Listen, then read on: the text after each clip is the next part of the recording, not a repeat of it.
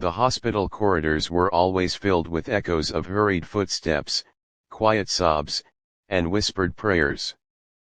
Amid all of it walked Emma, a young nurse with a smile so warm it could light up even the darkest corners of the ward.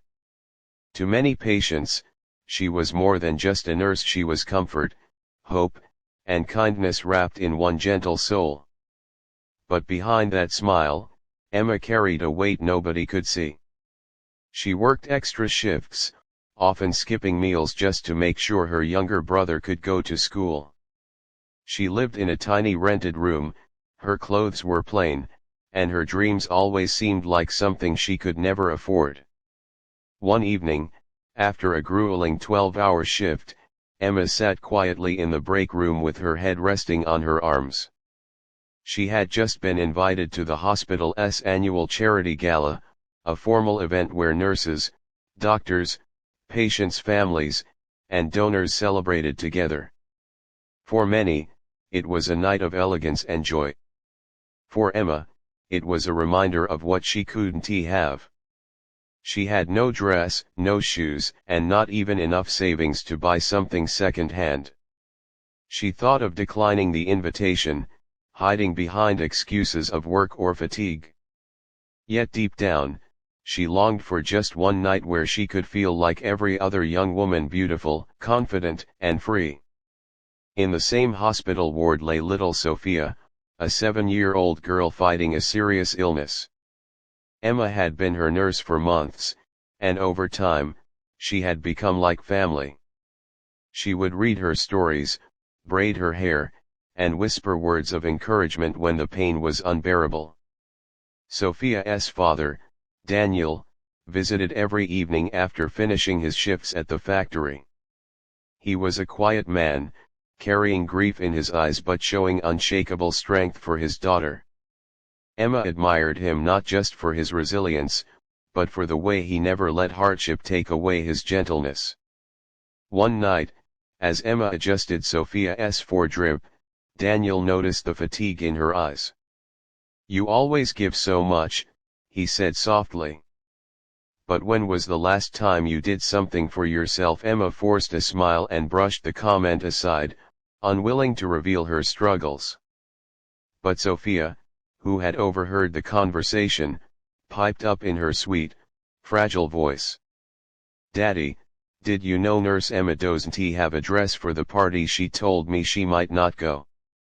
Emma's face turned red with embarrassment, but before she could stop her, Sophia continued, "She should go. She's the prettiest nurse, and I want her to have fun too." Daniel looked at Emma, surprised and touched by his daughter's words. He saw something in Emma's eyes that reminded him of himself, someone who always gave, but never received. That evening, as he walked home, he thought deeply. The world was often unfair, but sometimes, he believed, people deserved to feel special. The next day, Daniel appeared at the hospital with a small box in his hands.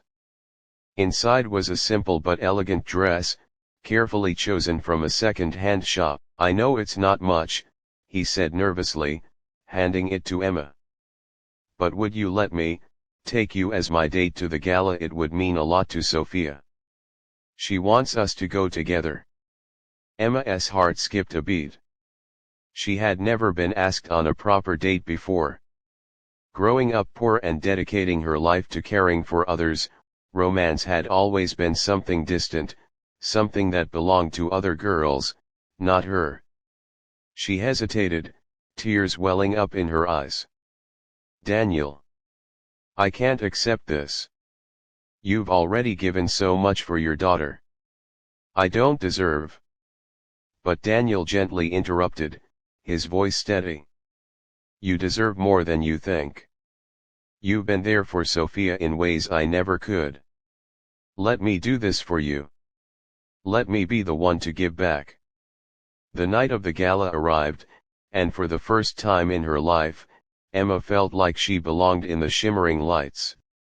When she stepped into the hall wearing the soft blue dress, heads turned. Colleagues who had always seen her in scrubs were stunned.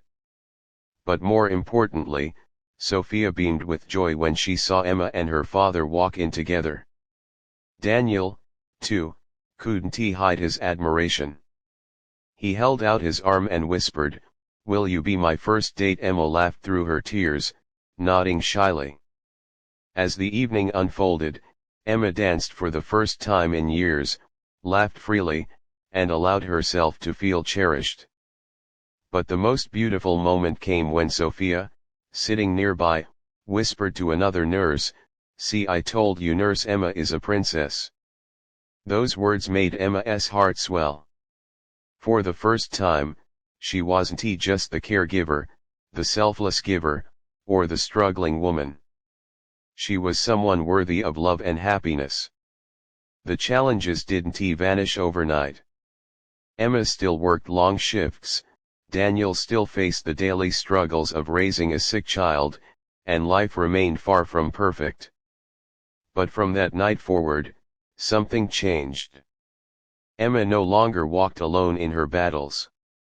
Daniel would bring her coffee during her breaks, Sophia would draw her pictures of them all together, and Emma began to feel what it meant to be part of a family. The story of a nurse who couldn't afford a dress became something bigger, a reminder that kindness always finds its way back.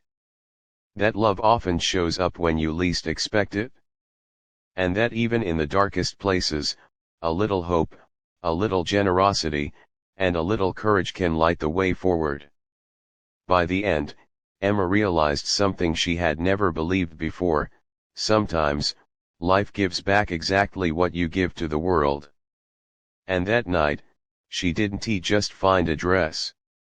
She found love, belonging, and a reason to dream again.